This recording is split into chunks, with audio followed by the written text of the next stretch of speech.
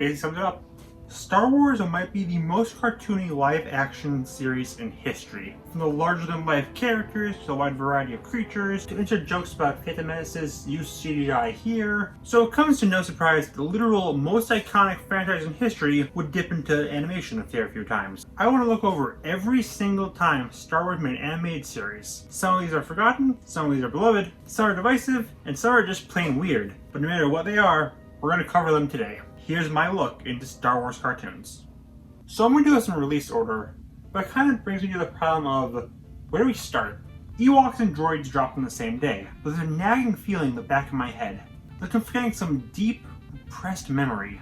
Something very B. Arthur. Okay, so remember the start of the video where I said everything you could say about Star Wars has been said to death? Yeah, this is the poster boy of that. Everyone is torn into the holiday special. For good reason. It's extremely awkwardly made, it takes itself surprisingly seriously despite how goofy it is. Chewie's dad watches porn, Carrie Fisher is stoned out of her mind, and everyone who's working on it is ashamed of it. George Lucas reportedly claimed he wishes to smash every copy with a hammer, and Fisher kept a copy to herself to use to annoy people to leave her house. Y'all have all heard this before, but I'm going to assume you also have eyes and screaming at me that this isn't animated.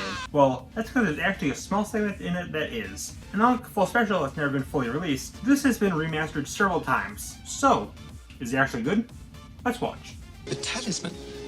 It makes things invisible, I think. Yes, even you, which I think might be an improvement. Why does R2 bend so weirdly? Holy frick, I didn't know A-Man was canon to Star Wars. I must really love the animation. It looks like all the retro art of Star Wars come to life. And the non-human characters all look and move great. But the human characters all look like someone AI generated an image of an actor, screenshot it, melted it, and moved it around in After Effects. It doesn't look good at all. Heck, Han looks like a thumb. But it's not that big of a deal. What is a big deal is Boba Fett. This came out 2 years before Empire, so this is actually his first appearance. I assume this is why the segment is still kept around. You know, I've noticed some weird things. Han talks in this scene, but is silent for a brief time. What happened? So yeah, cheesy, but honestly, I can see why this is deemed good enough to still be remastered. It's a fun short. One signing off. May the Force be with you. As I said at the start, droids and Ewoks released on the same day. But let's start with droids. Looking somewhat similar to the short we already discussed, it focuses on the droids at first just kind of freaking around, until they eventually stumble into members of the Empire, and they and their new master have to put a stop to it. The show is surprisingly very fun, from the antics to the droids, to all the weird creatures they meet, including this dude who's constantly giving the finger. It's actually a really charming show. The animation, for its time, is pretty decent. Again, it resembles old Star Wars art, and helps the two main characters are naturally very stiff, but there's some bits of heckery, like this. The show actually has a story going on. Can't believe this is technically the start of fully story-based cartoons. It all comes to head in the finale movie, The Great Heap, where one of the Empire leaders teams up with this giant droid and the doer needs to stop them. From already surprisingly great cartoon, this film is both surprisingly really great and kinda dark. The Great Heap is basically a robot cannibal. Also, take a quick listen to his voice. Remind you of anyone? Bring me an R2 unit. Nice. Vanished! Destroyed! Obliterated! How did I have two AM references back to back? Yeah, I wasn't expecting to like this show as much as I did. It's a really fun romp with our two favorite robot companions. So with that out of the way, what the frick is Ewoks? Of all the ideas you could have for a Star Wars cartoon, why this? You know, watching this reminded me of the show Gummy Bears. I thought it might be a knockoff, but actually, this came out exactly 1 week before that show. The Ewoks are super divisive, and honestly if Star Wars ended here, I'd have no doubt they'd be the biggest punching bags, and this isn't helping them. They barely even look like Ewoks here, looking more like, again, the Gummy Bears. Honestly, until the last episode with Empire, you could forget this was a Star Wars show. But how is it on its own? It's just standard fare. It's about a tribe of Ewoks just kind of living and fighting these Grinch furries. It can be a bit charming, but it's mostly average 80s stuff. That is until season 2. Where all this charm is sucked out. Well, okay, no, that's a lie. They introduced this new character named Larry, this absolute loser that no one loves. He's perfect. But besides that, they replaced the charm the first had with just generic 80s kids show fluff. Also, while the first theme song is great, the second theme song is possibly the worst one I've ever heard. Like, God. The show's not awful, but it's really not worth checking out. Big happy family. With those out of the way, let's talk about something you actually might have seen. Star Wars Clone Wars, not to be confused with certain other series, is a 2D animated micro-series that aired on Cartoon Network and was made by Genndy Tartakovsky, creator of these. It takes place between episodes 2 and 3, and I personally feel like it is the most underrated thing in the entire Star Wars franchise. The fights are as fluid as you'd expect from the creator of Samurai Jack. Anakin isn't a whiny little baby man. A lot of the characters in the prequels get a lot more focus here. And Grievous. Oh boy. This was his first appearance, and I know he's divisive in the films and 3D series, but everyone knows Clone Wars Grievous fricks hard. He's scary. He gives us easily the best fight scene. He literally murders Shaggy, Roger, Scooby-Doo. That's right, Ultra Instinct ain't doing frick with this Triberg's pure, cuddly energy! Kinda interestingly, in the first 2 seasons, he was voiced by John DiMaggio, but in the final one, he was voiced by Aidan Ridley himself, Richard McGonigal. While I prefer his actor in the films, these are both great takes on the character. Heck, they laid the baseline since this came out first. Richard is closer to the film, so maybe that's why I swapped it out. I love Grievous. It helps that he's a brand new character and not based on an actor because, yeah, let's address that. Genndy always specialized in simplistic character designs, and for some reason, they decided to abandon that with the humans, give them all hyper-stylized faces like their actors. That, yeah, don't look very good. Well, actually, no. Anakin and Obi-Wan look fine, but Palpatine has more bags than a hot air balloon, Mace's head rivals Squidward's in bulbousness, and Dooku's head is so slim I could build a house of cards on its side. They don't even look like the actors. That aside, it's still a fantastic series that demands a watch, even if it's now non-canon. Well, maybe? This actually depicts a scene mentioned in Revenge of the Sith's Crawl of Grievous kidnapping Palpatine, so I guess it's kinda canon? If it's non-canon, that means that we could totally use Shaggy in another film, though. Guys, capitalize on this opportunity. Also, obligatory mention of this scene. Very well, if you wish. Now let's get to the reason you're even watching this video. The Clone Wars. After cooking this show in 2 videos, I'm glad I can finally give it the attention it deserves. This is easily one of my favorite cartoons of all time. Also taking place between 2 and 3. But this time it's still canon. The Clone Wars is an anthology series focusing on various arcs looking at the war between the Republic and the Separatists. And yeah, it basically redeemed the prequels. Everything feels far more well thought out, from the characters to the world. My favorite thing about Star Wars is that the world being this mixture of high-tech and robots and lasers, also having this very rustic, dirty feel.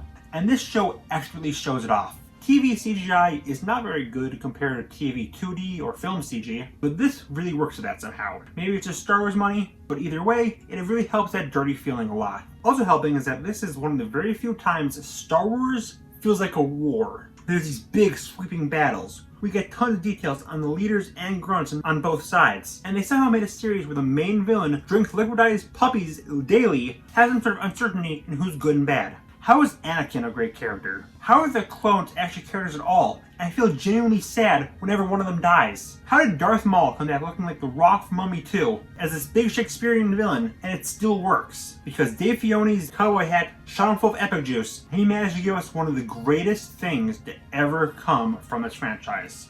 Also, Hondo is the best character in Star Wars, and it's not up to debate. Oh, and I guess I should mention the movie too. It's not very good. Everyone knows it's not very good. But I don't know. It's not the worst thing I've ever seen. I think it was a good groundwork to get the show going. Rod of the Hut! Rod of the Hut! Rod of the Hut! Rod of the... There's been a lot of questions that have perplexed scientists for decades.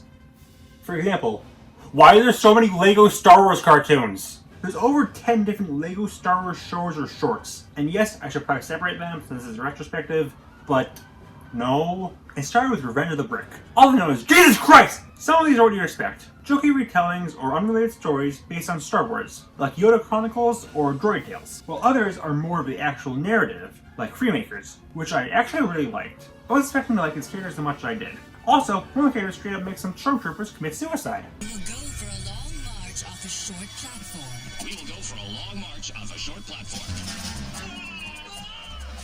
Also, Season 2 Episode 4 is out of sync on Disney Plus for some reason. Maybe they just couldn't handle the pure godliness of Hondo. Also, it has Roger, who's a big mood. My formative years were like that of any other B-1 battle droid. Non-stop humiliation. Yeah, these are all mostly aimed at kids. Well, like the games, they're all fun. Yo, dudes, the Empire's pretty chill. Maybe you could, join it or something. So I'm gonna make a brief detour and look at the canceled Star Wars show, Star Wars Detours. This is going to be an official Star Wars comedy series done by the same crew as Robot Chicken, even keeping Seth MacFarlane as the voice of Palpatine. Despite that, there's no uncensored Jar Jar dick shots. This is aimed at kids. 39 episodes were fully produced, with 62 more written. The problem was that this was made in production during the time Disney bought Star Wars. I didn't want the introduction to the series to be a non-canon parody, so it was put on hold. That was in 2013. A decade later, there's still no word on it. Despite a small bump in attention after a certain dramatic scene, it's still on ice. And it's safe to say it's fully dead. Watching the available footage, I could take or leave it. There's a lot of funny jokes here, but I'm really put off by the food fight left over of the animation. I know I said TV CG isn't very good, but if you compare this to Clone Wars, yeah, it's not super appealing. I'm just not super into how everyone looks like a bobblehead, and having noses bigger than Wario's. Still, I thought one day, we may see these shorts officially released. Zito! It was inevitable that Disney was going to make their own Star Wars show sooner or later, and it came with Star Wars Rebels. With a lot of the same crew from Clone Wars returning, you'd think this would be a slam dunk. But, I know I said this is divisive a lot, but it's easily one of the most divisive things in the franchise after The Last Jedi.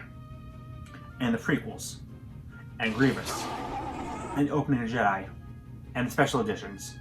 And, so what do I think of it? Mostly positive, but I can see why some dislike it. The first season is rocky. It feels a lot more Disney-fied than anything before it. I mean, Ezra looks exactly like Aladdin, and is even called Straight Rat. But there's good in here. The Ghost crew is fun enough, Hera's a nice leader, Kanan has an interest, Zeb is voiced by Steve Bloom, who is physically capable of giving a bad performance. And I like the idea of a street artist Mandalorian. Heck, the main villain, Inquisitor, is pretty cool, but they don't do anything with him. They kill him before he could really leave an impact. You got the guy who's the sole reason I haven't erased Scoob from existence to voice the big bad, and you soiled it! The animation is mixed. You can tell it's from the same people as Clone Wars, but it looks very cheap. You would expect Disney money to kick in, but no, it's pretty muddy. Why do Wookiees look like thumbs, and why does Yoda look like he was tossed in a microwave? But the later seasons really improve it. They feel closer to Clone Wars while still being their own thing. Vader and Ahsoka return and have great interactions with each other. Obi-Wan was clearly inspired by these scenes. Heck, Vader is voiced by James Earl Jones here. That's very rare, and it's great. Hondo is back and they ramped up his crackhead energy. Darth Maul has a phenomenal death scene, and holy frick, we finally get to see Thrawn in motion. And his soft-spoken yet strategic ways of acting are displayed amazingly here.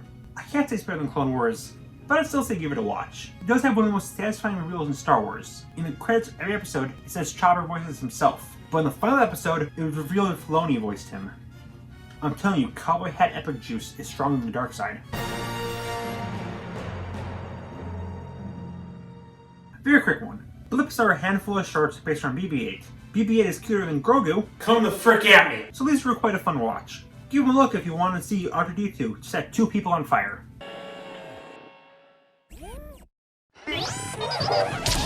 Forces of Destiny is the micro-series focused on various female characters all throughout the series, both the movies and the shows. There's also a Marvel equivalent called Marvel Rising, and I considered doing a Marvel cartoon retrospective, but then I realized, no! For this, it's actually pretty fun. I just like seeing more of these characters, and these are just short little missions I could easily see the characters doing. I say this because it's dawning on me how much of these are actually parodies. It's especially notable that they got a lot of the original actors to voice everyone, like Felicity Jones and Daisy Ridley. Most notably is that in the one episode that doesn't feature a female character for some reason, Mark Hamill voices Luke Skywalker. You'd think he'd voice him more since he's basically a voice actor at this point, but he's only voiced him in this, holiday special, and some parodies. For Star Wars: The Forces of Destiny, yeah, it's actually pretty fun for a handful of shorts. I know there's a big overlap in the Venn diagram of Star Wars fans and woman haters, but if you're not an awful person, I think give these a look. Forces of Destiny. I'm going to call these next 3 the Galaxy Trilogy. These are micro-series available on YouTube, made for kids. Galaxy's Adventures is simply just short retellings of various moments from the films, but they're very well animated, so that's a big plus. Galaxy of Creatures is a lot of fun. It's basically just this droid going around and surveying various creatures from the series. It's honestly extremely charming. I would have loved this as a kid. I especially love the droid getting brutally murdered at the end of every episode, because we all know children just love murder. Weird comparison, but this reminds me of a lot of the series and beyond from the YouTube channel The Ink Tank, which goes into detail about the world of Ben 10 and their alien species, complete with a little cute robot that gets brutally murdered at the end. Yeah, it's really fun. Finally, building off of that, there's Galactic Pals, about a nurse droid looking over younglings. Yeah, this is obviously not for me. Yes, the guy who made an entire career about Cartoon Network does have standards of children's media, but hey, it's still cute. I just think these really nice, charming shorts that I feel like any child who likes Star Wars can get into. These are really unique creatures, and it's nice to see more of these creatures. Run of the Hut! Run of the Hut! Run of the Hut! After that is Star Wars Rollout, which is Sweet Jesus alive! Hunter, save me! I get what they're going for here. It's supposed to look like BB-8, but surprisingly enough, that does not work with humans. It looks like something I'd find on DeviantArt. There's not much there besides that, just your normal Star Wars tales for kids, but yeah, it's a little off-putting.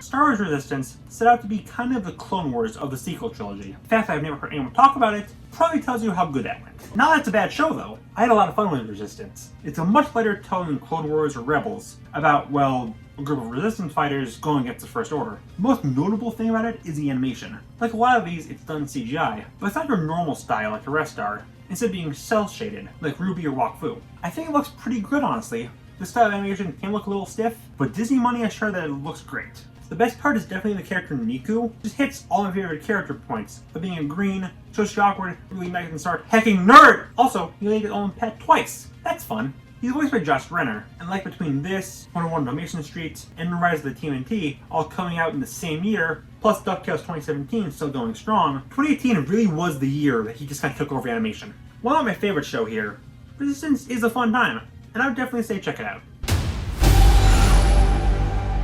Before the release of the game Star Wars Squadrons, 2010's favorite punching bag, EA, released a short animation setting up the game. It's mostly just a really well animated spaceship fight scene, not much to say. I haven't played this game, so I can't add much. Why is this guy take out his helmet flipping his hair like Prince Charming from Shrek 2? Is that just a thing he does? If so, I should really play this. Not for me. With the ridiculously high praise Clone Wars Season 7 got, spin-off was inevitable, and we got that with The Bad Batch. Taking place right after Order 66. It focuses on a group of clones that don't have the inhibitor chip, and we get to see the transition from the Republic to the Empire. It's easily the best part of the show. It's so cool to see the Emperor slowly overtake everything. I forgot to mention this in the Clone Wars segment because I'm a big dummy, but every single clone is voiced by D. Bradley Baker. And he goes above and beyond, giving them all slightly different voices, so you can tell which is which, while still sounding similar enough since they're all clones of the same guy. Previously, they've all been bit players. This is the first time he's the main focus, and he does amazingly. Heck, the credits literally list that he plays the Bad Batch, truly making this his best vocal showcase since somehow doing the Perry noise. But that's when I stopped being so positive. While nowhere near a bad show, Bad Batch is dragged down a bit. A new character named Omega is introduced, a female clone, and she's fine. But also, they're very clearly just doing Mandalorian again, with this hard and epic dude needing to look over a child everyone's trying to get. The Bad Batch themselves are just your very standard cartoon themed stereotypes that, while not bad, don't make any real impression. Most of the show is focused on the group doing missions for Sid, which isn't bad, but definitely feels kind of bland. This is a video game that should be fun, but as a show, it's just kind of meandering. There's a lot to love here. The best animation of this style of Star Wars cartoons, the performances, and the rise of the Empire. But for now, it's nowhere near the standards of the other shows I mentioned. Season 2 is still coming out at the make list though, so hopefully they'll improve it as time goes on. I again want to quickly break to discuss something I think would be fun to mention. Star Wars is hands down the single most parodied thing in existence. Throw out any animated series, and I guarantee you they either have a Star Wars reference or a whole episode parodying them. Heck, some like Family Guy and Robot Chicken even get some of the original actors to reprise their roles. Of all these though, only one of them is fully official, and coincidentally, it's one of only 3 good things that come from Star Wars. Phineas and Ferb Star Wars.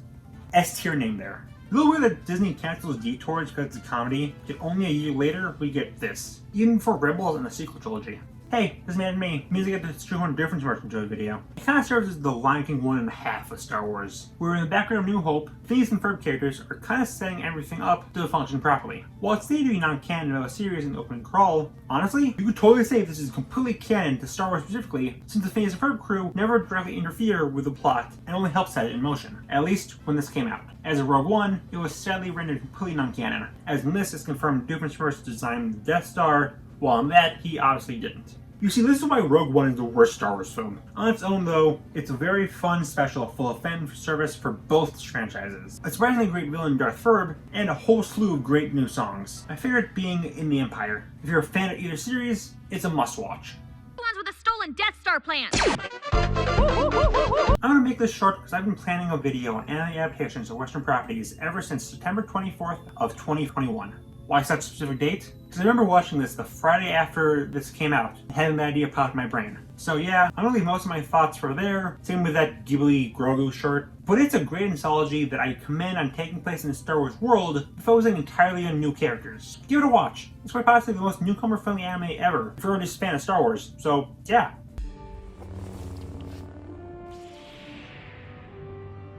We have finally reached the last show here, Tales of the Jedi. This is yet another prequel focusing on the Jedi and how things came to be in the Clone Wars, specifically on Ahsoka and Dooku. It's of note how short these episodes are. The longest is 19 minutes, and the shortest is only 12. Despite that, they managed to make the absolute most of that time, really showing us a whole new side to these two characters. Dooku especially. In Clone Wars, he was just kind of your standard villain, and in the films he sure did exist alright. But here, they reveal that he's very well intentioned, but fell to the dark side due to being disgusted by how corrupt the Republic is. This really did a lot to redeem what was, in my eyes, a kind of forgettable character, outside of both of his performances. The big reality-shattering new thing here, though, is Yaddle. She was a member of Yoda's species who was in the prequels, but never talked, and they and Grogu are the only known members of the species. There's a lot of mystery around Yoda and his species, so much so we don't even know what exactly he is. One of the longest standing questions was Yoda's weird speech with a quirk of his species. But now we have Yaddle finally talking, and she speaks completely normally, confirming that Yoda truly is just a silly goblin man who speaks in riddles for first and giggles. You'd love to see it. Yeah, these, while short, and a nice look into two characters' backstories we've been wondering about for a long time. And it's a nice and satisfying way to finally end this saga. So, now that I spent like half an hour looking over 40 years worth of cartoons, where people only care about 3 of them, what's the point of all this? Well, I think people underestimate how freaking ginormous Star Wars is. A lot of people know the series. Have you ever thought about how much it's burrowed its way into our culture? Like, it's basically monopolized space in general, to the point where anything space related is required to at least reference Star Wars. Or how Star Wars kind of feels like its own entire genre of show instead of just another sci-fi series. Or going back a bit, how every franchise ever is legally required to reference Star Wars. Or how I can say with complete utter sincerity that characters like Greedo and Bib Fortuna are more iconic than 90% of the characters made in the 21st century. And most of the 10% is other Star Wars characters. Star Wars will literally outlive the heat death of the universe. Yet somehow, no one ever talks about these shows, outside of the Clone Wars and Rebels. That's kind of sad, honestly. From the weird to the epic, there's so much variety in Star Wars cartoons. From just shorts for kids to long-stretching epics. Star Wars cartoons will continue to be so fascinating for me, and there's no stopping it. As I said, that Season 2 is coming out as I make this. Vision Season 2 is coming out this year. This is a preschool series coming out soon. And I made sure to get this video out beforehand, so I didn't need to watch it. So my parents already think I'm a disappointment. Despite all the ups and downs the series has, both cartoons and not, I will always love it. But thank you all for coming along this ride with me. And thank you for Disney for making Clone Droids the animated series. Let's go! You're welcome! Oh, the thanklessness! What an accusation! I am gone. I will send you my bill.